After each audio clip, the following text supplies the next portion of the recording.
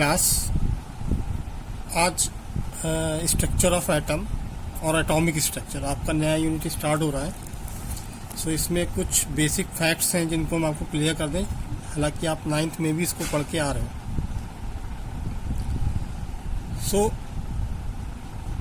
Notes भेज रहा हूँ, साथ साथ ये वीडियो को भी फॉलो करना, किस टाइप से आपको नोट्स प्रिपेयर करने हैं, राइट। सो इंट्रोडक्शन में देख लें। Firstly atom was proposed by Maharshi Karnad.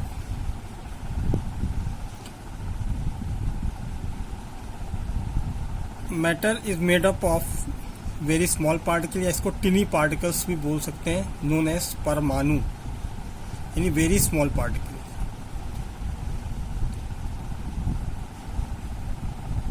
लक्राइटस and Democritus also put same type of view.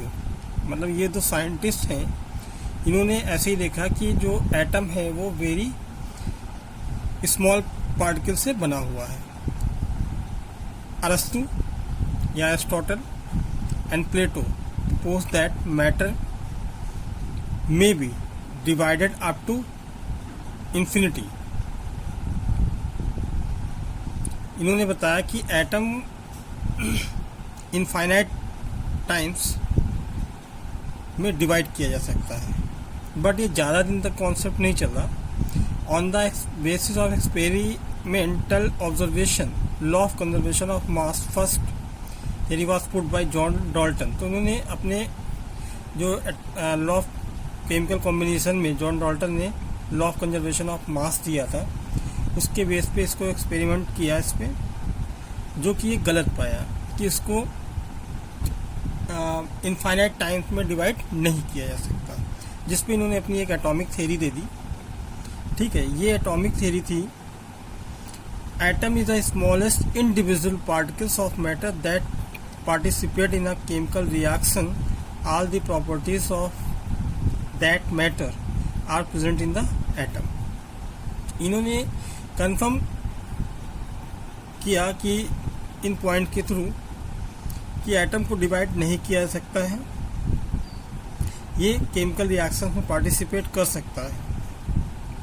ठीक है, जिसमें मैटर में उस एटम की सारी प्रॉपर्टीज जो है प्रेजेंट होंगी। अब इस थ्योरी में क्या था, एटम इज इंडिविजिबल, यानी इसको डिवाइड नहीं किया सकता।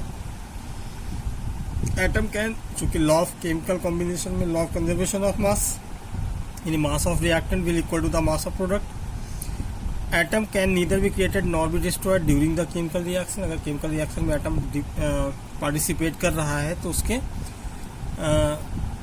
ना तो उसको मतलब प्रोड्यूस किया जा सकता है, ना ही उसका डिस्ट्रक्शन हो सकता है।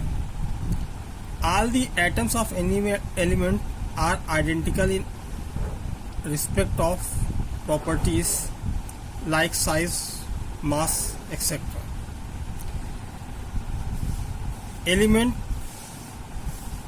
All the atom of an, एक एलिमेंट के जितने भी एटम होंगे, सारे एलिमेंट्स की प्रॉपर्टी क्या होंगी, सेम होंगी। किस केस में, like size, mass. Atoms of different atoms are different. अगर डिफरेंट टाइप के एटम्स होंगे, ठीक है, उनकी प्रॉपर्टीज भी डिफर होंगी। Atom combine to form compound atom, यानी इसको जो कोई मॉलिक्यूल बाद में कहा गया था। ठीक है, मेरिट्स क्या थी, इन्होंने लॉ ऑफ कंजर्वेशन ऑफ मास को तो दे दिया, लेकिन डिमेरिट्स क्या थी, Dalton atomic theory does not explain the following aspects. Why do atom of same element may have different masses, जिसको हम आइसोटोप्स अभी आगे हम लोग पढ़ेंगे। Why do atoms of same element combined with each other, why do atom different elements show different atomic valencies and different masses. ये properties discuss नहीं कर पाए थे, जिस वजह से ये जो है मतलब थ्योरी फेल हुई। फिर इलेक्ट्रॉनिक कॉन्सेप्ट आया एटम पे, जिसके अकॉर्डिंग इलेक्ट्रॉनिक कॉन्सेप्ट कुछ ऐसा था कि फैराडे ने अपने फैराडे लॉ ऑफ इलेक्ट्रोलिसिस के बेस पे बताया कि व्हेन ग्लास रॉड और ebonite stick is rubbed on the silk और फर, its surface get charged. To explain it, Faraday proposed the theory of charged particle, which was named as atom of electricity. In modern concept, this atom of electricity is electron. यानी जाहिर सी बात है, suppose कर लीजिए कि अगर हम आज की डेट में कोई स्केल ले लें, प्लास्टिक स्केल ले लें, और उसको हम बालों में रब करते हैं और उसके बाद उससे कुछ पेपर्स पीसेस के पास ले जाए तो उसको अपनी ओर अट्रैक्ट करता है। यानी वहाँ पे जो हमारी प्लास्टिक स्केल है वो है कि कहीं ना कहीं वो चार्ज हो गई है by the rubbing on the hair. तो इसी को इलेक्ट्रॉन बोला गया। The sequence development of atomic theories, ये आपको करना नहीं है, केवल समराइज किया गया है, ठीक है, बताया गया है। बेसिस ऑफ एटॉमिक थ्योरी, ठीक है, तो इनमें कई बेसिस थे, खैर इसका इतना नहीं हमें करना है। तो अब ये चीज़ तो क्लियर हो गई कि एटम इंडिविजिबल नहीं है, ठीक है। एटम्स को कई पार्ट में डिवाइड किया जा सकता है, तो जिसमें एक जनरल डायग्राम में दे रहा हूँ, ये सेंटर पार्ट ऑफ एटम होता है बेटा, जो कि जिसमें न्यूट्रॉन और प्रोटॉन्स होंगे, और atoms fundamental particles electron, proton और न्यूट्रॉन में डिविजनाइज किया गया है, जो कि स्टेबल पार्टिकल्स हैं, ठीक है। तो फंडामेंटल पार्टिकल्स जो होंगे या टिनी पार्टिकल्स, ठीक है, वो स्टेबल और अनस्टेबल होते हैं। तो अनस्टेबल में meson, positron, neutrino, anti neutrino, ये सभी आ जाते हैं। तो neutron centre part of the atom, और जिसके बाहर कुछ सर्कुलर पाथ होंगे बेटा, जिसमें इलेक्ट्रॉन रोटेट करेगा कुछ इस तरीके से। तो जब इलेक्ट्रॉन रोटेट करेगा तो इस पार्ट को हम, जो सेंट्रल पार्ट होगा, उसको हम न्यूक्लियस बोलते हैं। और ये जो होती हैं शेल्स और ऑर्बिट्स और एनर्जी लेवल्स, ठीक है। ये हालांकि अभी हम लोग जब आगे पढ़ेंगे रदरफोर्ड वगैरह, तो ये सारी चीज़ें इंक्लूड होंगी, ठीक है। अब कुछ मेन चीज़ें हैं बता दें, क्योंकि इसमें बहुत सारे साइंटिस्ट के नेम इंक्लूडेड है। इलेक्ट्रॉन की डिस्कवरी जे थॉमसन ने की थी, जे थॉमसन ने, राइट। और प्रोटॉन की जो डिस्कवरी थी वो अर्नेस्ट रदरफोर्ड ने की थी। न्यूट्रॉन की डिस्कवरी जो है जेम्स चैडविक ने की थी,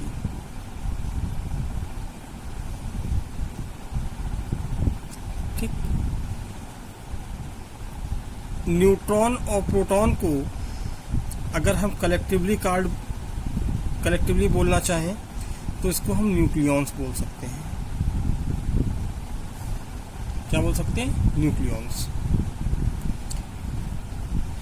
इलेक्ट्रॉन पे जो चार्ज होता है वो निगेटिव चार्ज होता है।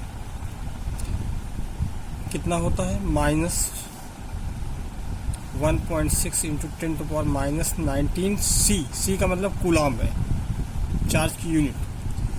प्रोटॉन पे भी इतना ही चार्ज होता है, बस साइन चेंज होता है, पॉजिटिव 1.6 इंटू 10⁻⁻19 कूलाम, ठीक है। न्यूट्रॉन जो होती है बेटा, इस पर कोई चार्ज नहीं होता है, वो इलेक्ट्रिकली न्यूट्रल होता है, इलेक्ट्रिकली न्यूट्रल, राइट। इसको देखिए न्यूक्लियस बोले थे, इसे शेल्स और ऑर्बिट्स और एनर्जी लेवल्स, ये जेम्स चैडविक थे, सॉरी जे थॉमसन, ठीक है। इसके इसमें क्या होगा, न्यूट्रॉन और प्रोटॉन न्यूक्लियस में, और जो शेल या ऑर्बिट्स होंगे उसमें रोटेट करेगा इलेक्ट्रॉन्स। ठीक,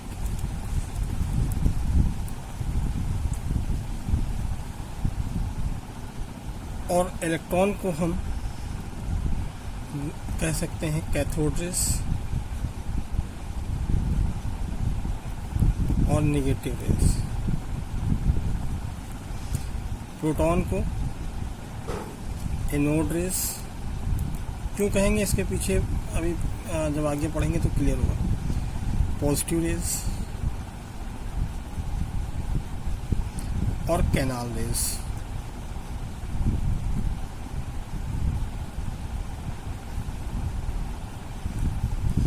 ये कुछ बेसिक एस्पेक्ट्स है जिनको आपको बताया जाए, अभी आगे डिस्कस किया जाएगा। बेसिकली ये हम एक रफली डायग्राम ले लेते हैं एटम का, राइट।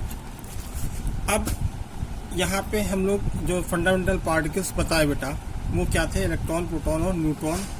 तो बस इसी के हम लोग प्रॉपर्टीज या डिस्कवरी को डिस्कस करेंगे। तो थॉमसन एक्सपेरिमेंट था, तो देखिए रिपीटेड अ वैक्यूम, इसमें ये टोटल ग्लास ट्यूब होती है, इसमें वैक्यूम क्रिएट किया गया, यानी इसकी एयर जितनी भी सब निकाल दी गई, और यहाँ पे 2 इलेक्ट्रोड्स लिए गए जो एक निगेटिव कैथोड और पॉजिटिव एनोड का वर्क करता है। हाई वोल्टेज दिया गया, ठीक है, और ये लगभग जो था ये वोल्टेज था 10,000 वोल्टेज था, ठीक है, और 10⁻² to 10⁻³ mmHg यानी इसका एटॉमिक प्रेशर रखा गया ग्लास ट्यूब का। ठीक, तो जब इन्होंने इलेक्ट्रिक करंट डिस्चार्ज ट्यूब में पास कराया तो invisible rays are found which produce green fluorescence. Fluorescence हम आपको बता चुके हैं, ठीक है, ऑन द ग्लास वॉल पे प्रेजेंट करेगा, ठीक है, because they are generated cathode rays, so they are called cathode rays. ये यहाँ से निकलती हैं और ये ग्रीन कलर के ग्लो बनाती हैं, ठीक है, तो जिससे हम क्या बोलेंगे, cathode rays. Properties of cathode rays बेटा दे रखी हैं। कैथोड रेज ऑल्सो ट्रेवल, केवल इतना ही पॉइंट लिखना है, they travel in straight line, ठीक है। प्रॉपर्टीज को आपको जैसे बता रहा हूँ वैसे करना, पूरा पूरा छापना नहीं है, जिसमें क्रॉस लगा है वो फिगर कटेगा, नहीं बनाना है। ये लिखना है cathode rays have mass and kinetic energy. ये बकवास नहीं पढ़नी है आपको। थर्ड पॉइंट हो जाएगा these rays deflected under influence of magnetic and electric field. Finish है, ठीक है, ये छोड़ दो। नेक्स्ट पॉइंट है they can penetrate thin foil of metals. ये यूज कर सकते हो, लिख सकते हो they produce green fluorescence on the walls of glass tube. They ionizes gases and also affect the photographic plate. जो आपका बता दिया जाए, these rays produce X rays. जो आप एक्सरे कराते हो, फिल्म बनती है तो वो फोटोग्राफिक की तरह होता है, इसलिए उसको हम एक्स रेज भी बोलते हैं, और ये फोटोग्राफिक प्लेट को अफेक्ट भी करता है, ठीक है। 9th पॉइंट आपको नहीं करना है, इसके बाद सिर्फ आपको इतना कर लेना है, specific charge of cathode ray particle, यानी the ratio of charge to mass, यानी इसको जो वैल्यू होती है माइनस नहीं है, केवल 1.76 × 10⁻12 कूलाम पर kg, इतना ही पॉइंट आपको करना है बस, ठीक है। इसी तरह बेटा आपको प्रोटॉन है, न्यूट्रॉन है, उन सभी को आपको जैसे इलेक्ट्रॉन के लिए प्रॉपर्टीज बताई है, आपको सिर्फ उतना ही करके आना है, ठीक है। और आज ये यहाँ पे देखिए, इसको पॉजिटिव रेज हो गया। अच्छा, ये जो पॉइंट बताया हमने कि ये 1.76 ये कांस्टेंट होता है, ये चेंज नहीं होगा। क्यों? क्योंकि इसमें किसी भी टाइप की गैस नहीं है, ना ही इलेक्ट्रोड्स पे डिपेंड कर रहा है कि इलेक्ट्रॉन का चार्ज और इलेक्ट्रॉन का मास, ठीक है। इसलिए इसका ये जो वैल्यू होती है वो ऑलवेज कांस्टेंट होती है, इसको यूनिवर्सल कांस्टेंट बोला गया, ठीक है। पॉजिटिव रेज में इसमें कोई भी गैस भरी जा सकती है, गोल्डस्टीन ने इसको एक्सपेरिमेंट परफॉर्म किया था। When perforated cathode is not used, glow is not produced. It shows that anode rays pass through the holes. Perforated cathode, ये perforated cathode दिख रहा है ना, छिद्रित. This is also known as canal rays, right? और चूंकि anode से निकल रही तो इसलिए एनोड रेज कहलाएंगे. ठीक है, ये इसकी प्रॉपर्टीज हैं. जैसे आपको हमने बताया है अभी इलेक्ट्रॉन के उसमें, वैसे ही आपको करना, पूरा उतारना नहीं है. ठीक है, इनका जो E/m रेशियो होगी वैल्यू, वो इलेक्ट्रॉन से बिलो होगी. ठीक है, लोअर होगी. डिस्कवरी ऑफ न्यूट्रॉन, ठीक है, तो उसमें आप इतना ही पॉइंट करना है केवल यहाँ से स्टार्ट करके. ठीक है, और हमने आपको जो भेजा है नोट करनी है यहाँ पे. और ये अल्फा पार्टिकल की बात कर लें तो बेटा अल्फा पार्टिकल जो होता है वो हीलियम के इक्वल होता है. हीलियम और अल्फा पार्टिकल दोनों ही चीज़ें सेम है. ठीक है, तो आप कंफ्यूज मत होना. ठीक, आप यही न्यूट्रॉन देगा, इसको करिए. अगर कोई डाउट हो तो आपको नेक्स्ट क्लास में डिस्कशन होगा. Okay, thank you class.